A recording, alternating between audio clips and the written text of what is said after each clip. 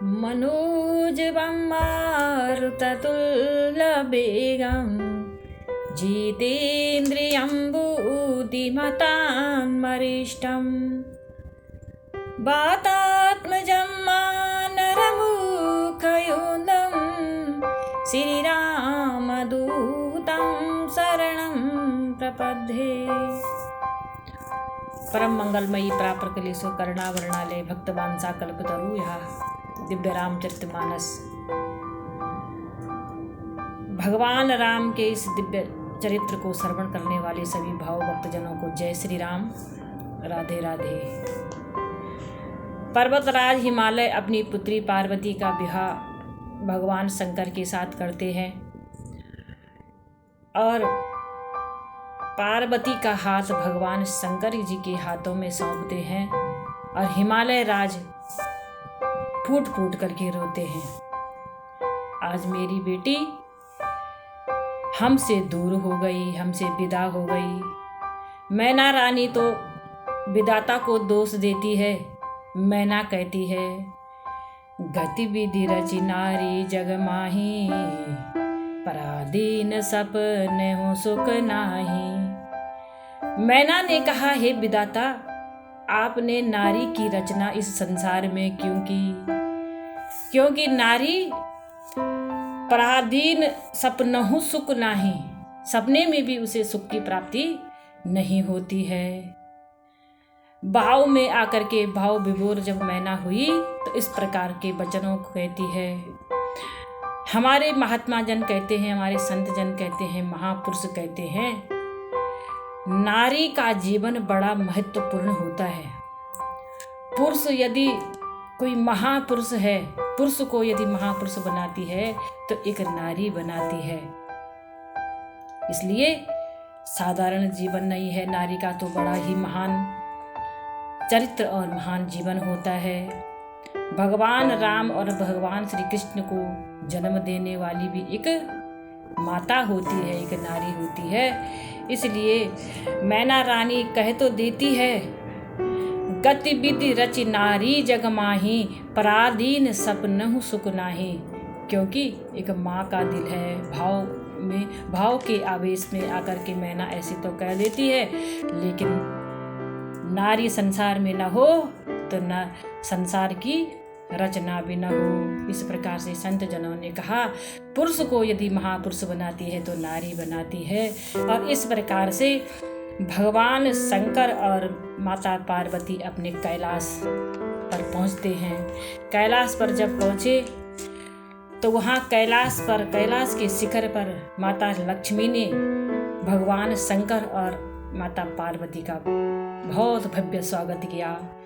लक्ष्मी माता ने अपने प्रभाव से समस्त कैलाश पर्वत को सुगंधित कर दिया, फूलों से सजा दिया और भगवान शंकर और पार्वती माता का सुंदर स्वागत किया माता लक्ष्मी ने।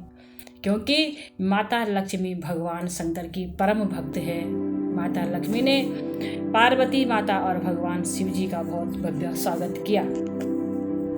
कर्पूर गौरम करुणावतारम संसारि सारम भुजगेन्द्रहारम। कर्पूर गौरम करुणावतारम संसारि सारम भुजगेन्द्रहारम। सदा वसन्तं हृदयारविन्दे भवं भवामि शतं नमामि। भवं भवामि शतं नमामि। माता लक्ष्मी ने भव्य स्वागत किया भगवान शंकर और माता पार्वती का। इस प्रकार से भगवान शंकर और माता पार्वती कैलाश पर्वत पर रहते हैं। जो भगवान शंकर की बारात में आए थे, देवता लोग, ऋषि लोग, देवांगनाएं अपने अपने स्थानों को चले जाते हैं और भगवान शंकर और माता पार्वती कैलाश के शिखर पर रहने लगे। बाबा तुलसीदास जी इसका वर्णन करते हैं। तब जन्महु सठ बदन कुमारा, तारका असुर समर जेहि महारा। तब कुछ समय व्यतीत होने के बाद, कुछ समय पश्चात भगवान श्री कार्तिकेय स्वामी का जन्म होता है, जो महादेव और पार्वती जी के पुत्र हैं। और उस वक्त देवताओं पर एक राक्षस अत्याचार कर रहा था, तारका असुर नाम का। और तब कार्तिकेय स्वामी देवताओं के सेनापति बने और तार के असुर का वध किया, और देवताओं ने चैन की सांस ली। देवता लोग स्वतंत्र होकर के रहने लगे। यह भगवान शंकर का यह अद्भुत चरित्र, बड़ा पावन ही चरित्र, विवाह की कथा, माता पार्वती, शिवजी और कार्तिकेय जी की जन्म की कथा जो श्रवण करता है, उसके जीवन में सदैव मंगलमयी होता है। उसके जीवन में हम हमेशा समृद्धशाली रिद्धि सिद्धियों की प्राप्ति होती है। इस प्रकार से यह बहुत अद्भुत सुंदर चरित्र है तुलसीदास जी का। यह उमा शंभु बिहाजे नर नारी कहिजे गावही, कल्याण काज बिहा मंगल सर्वदा सुख पावही। भगवान शंकर और माता पार्वती का विवाह का सुहावना चरित्र और कार्तिकेय जन्म की जो कथा सुनता है, उसके जीवन में सर्वदा ही मंगल होता है। उसके जीवन में हमेशा रिद्धि सिद्धियों का आगमन होता है। बाबा तुलसीदास जी कहते हैं, भगवान शंकर का यह चरित्र, भगवान राम का यह चरित्र अथा है, सागर है, हरि अनंत है, हरि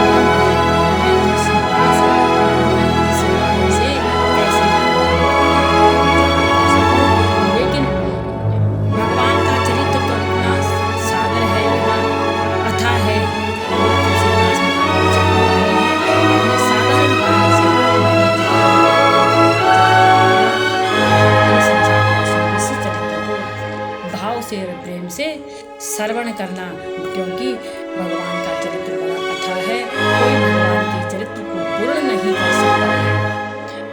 कबीर दास जी कहते हैं, भगवान का इतना अथाह चरित्र है, यदि पृथ्वी का कागज करूं, लिखनी करूं बन राय, सात समुद्र की स्याही करूं, हरि न जहाए।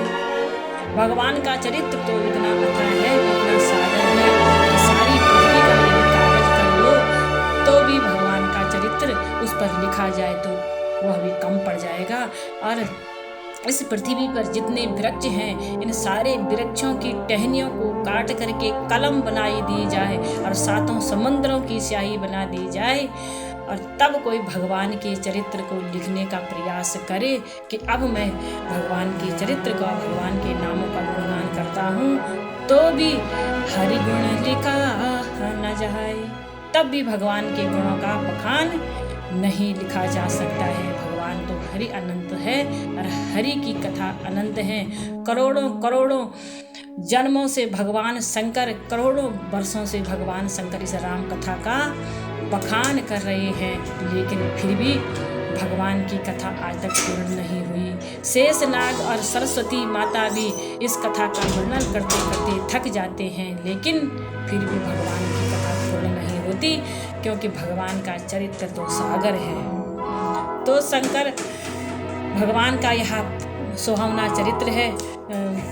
बाबा तुलसी कहते हैं कि सारी संसार की यदि जो यह धरती है इसका कागज भी बना दिया जाए और तो भी हरि गुण लिखा नहीं जाए, भगवान की कथा पूर्ण नहीं हो सकती है। इतना अथाह सागर है भगवान की कथा। एक संत कहते, एक महात्मा जन कहते हैं कि हरि का गुण अगर लिखना है तो विनम्र बनना पड़ेगा, छोटा बनना पड़ेगा। छोटे बनने में जो काम होता है वो बड़े बनने से नहीं हो पाता है। एक संत जी ने कहा, हरि गुण को अगर लिखना है तो एक कार्य करना पड़ेगा। बोले कैसे? हरि गुण को कैसे लिखना है? तो एक महात्मा जी ने कहा, काया कोरी कागज करूं, लिखनी करूं जीव रहाय, मन को मार स्याही करूं तो हरि गुण लिखा है। ये जो शरीर रूपी काया है इसको कोरा रखना है, इसका कागज बनाना है। इस शरीर रूपी काया पर मैल नहीं आना चाहिए, अहंकार रूपी जंक नहीं लगना चाहिए। यह मन जो है पवित्र होना चाहिए, और जब मन पवित्र हो जाएगा तब भगवान हरि का गुण अपने आप में ही लिखा जाएगा। हरि गुण आप लिखाए, हरि गुण अपने आप ही लिख जाएगा। मन को मार स्याही करूं, मन भगवान का मंदिर है, यहाँ मैल न आने देना। हीरा जैसा जन्म मिला, इसे व्यर्थ गवा न देना। यह मन भगवान का मंदिर होता है, इसे हमेशा दर्पण पवित्र रखना चाहिए। और लिखनी करूं जिबराय, यह जो जिब्बा है इससे 24 घंटे निरंतर हरि नाम का जाप करना चाहिए। तो हरि गुण आप ही लिखाए। एक उपाय है भैया, छोटे बनने में और सरल बनने में जो काम होता है वो काम बड़े बनने में नहीं होता। भगवान कहते हैं छोटा बन जाएगा तो हरि गुण आप ही लिखाए। अपने अवगुणों का परित्याग करके जीव के अपने आप भीतर सद्गुण जब आएंगे तो हरि का गुण अब स्वयं ही लिखा जाएगा। तो ऐसी अद्भुत यह पवित्र यह कथा है। भगवान की नामों का श्रवण करना है, परमात्मा का भक्त बनना है तो भगवान के चरणों में अपने आप को समर्पित कर देना चाहिए। तो हरि गुण आप लिखाए। इस प्रकार से यह अद्भुत चरित्र बाबा तुलसी वर्णन करते हैं। समय व्यतीत होता है और भगवान शंकर का ऐसा अद्भुत परिवार है, ऐसा जहाँ सब पूजे जाते हैं। जिस परिवार में भगवान राम कोई ऐसे हैं जैसे रामचंद्र जी की पूजा होती, भगवान राम की पूजा हुई लेकिन दशरथ जी की पूजा नहीं हुई। भगवान श्री कृष्ण की पूजा आज संसार समस्त संसार करता है लेकिन कृष्ण पुत्रों की पूजा नहीं हुई। लेकिन भगवान शंकर का ऐसा अद्भुत परिवार है जहाँ परिवार का हर सदस्य पूजा जाता है। भगवान शंकर स्वयं शंकर हैं, माँ भगवती पार्वती परम्बा जगदम्बा है और गणेश जी महाराज अगर पूजा के अधिकारी हैं। मंगल कार्य जब प्रारंभ होता है सबसे पहले गणेश जी का पूजन होता है। और कार्तिकेय स्वामी भगवान के जो शंकर जी के जो पुत्र हैं कार्तिकेय जी, उनकी भी पूजा होती है। दक्षिण भारत में बड़े भव्य आयोजन के साथ भगवान कार्तिकेय की पूजा की जाती है। बड़ा अद्भुत परिवार है भगवान शंकर का। और भगवान शंकर ऐसे अद्भुत वेशधारी हैं जिन्होंने अपनी संसार रूपी जटाओं का मुकुट बना दिया। ये संसार, ये गृहस्थ आश्रम क्या है? ये जटा है, ये जंजाल है। और शिव जी ने अपनी जटाओं का ऐसा विशाल मुकुट बनाया है। और तब कैलाश के शिखर पर बैठ करके हजारों फीट की ऊंचाई पर एक वट वृक्ष है और उस वट वृक्ष के नीचे भगवान शंकर बैठे हुए हैं और वहाँ से निरंतर भगवान राम की कथा का गायन करते हैं। सिर पर भगवान शंकर की गंगा है और मुख में राम कथा की गंगा है। जो सिर में रहने वाली गंगा है उस गंगा जी में तो भागीरथी का पानी है और मुख में बसने वाली गंगा में ऋषियों की वाणी है।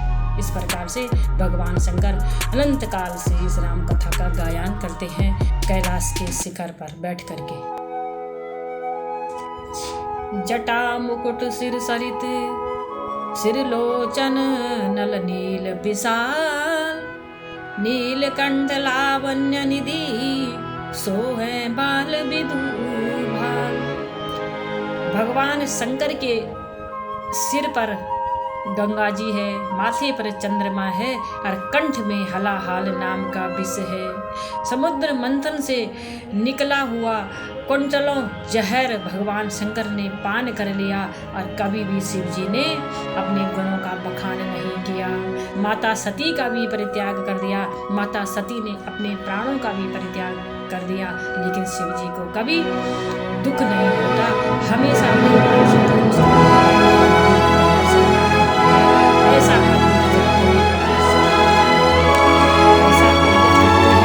और याज्ञवल्क्य जी भारद्वाज जी को यह पावन चरित्र सुना रहे हैं, कथा सुना रहे हैं। याज्ञवल्क्य जी से भारद्वाज मुनि ने प्रयाग के तट हे महामुनि, हे याज्ञवल्क्य जी, मैं जानना चाहता हूँ कि राम कौन है। एक राम अवधेश कुमार, जिनके चरित्र विदित संसार। एक राम को तो मैं भी जानता हूँ, उसके चरित्र को सारा संसार जानता है। जिनके लिए 14 वर्षों का वनवास हो गया था और नारी के वियोग में उन्होंने अनेक प्रकार का कष्ट सहा, भरे रोष में कर दिया था।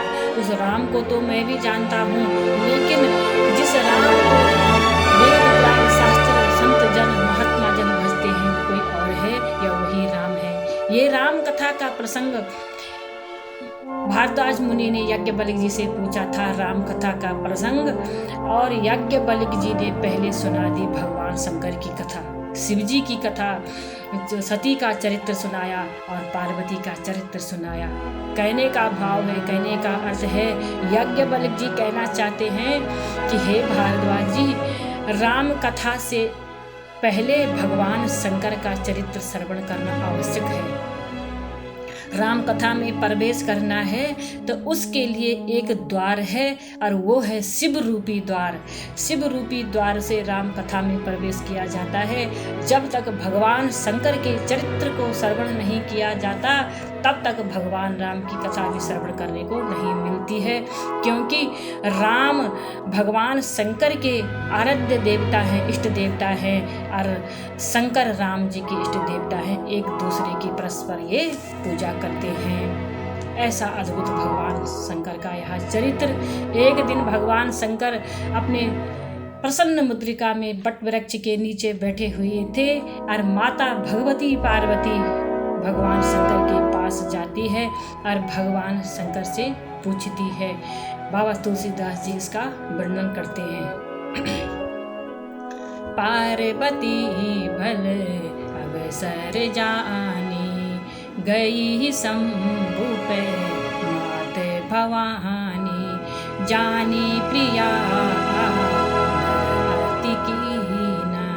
बाम भाग सु आसन दीन, बैठी सिया समीप हिरसाही, पूरब जन्म कथा चित आई, जय राम श्री राम जय जय राम, मंगल भवन अमंगल हारी, प्रभु सुदशरथ अजर बिहारी, पार्वती भल अवसर जानी, गई शंभु पही मात भवानी। भगवती पार्वती ने सुंदर अवसर जाना और भगवान शंकर के पास गई, चरणों में प्रणाम किया। एक सुहावना अवसर जान करके पार्वती भगवान शंकर के पास गई, चरणों में प्रणाम किया। चरणों में जैसे भगवान शंकर ने और जैसे ही पार्वती माता को भगवान शंकर ने बिठाया, उसी वक्त माता पार्वती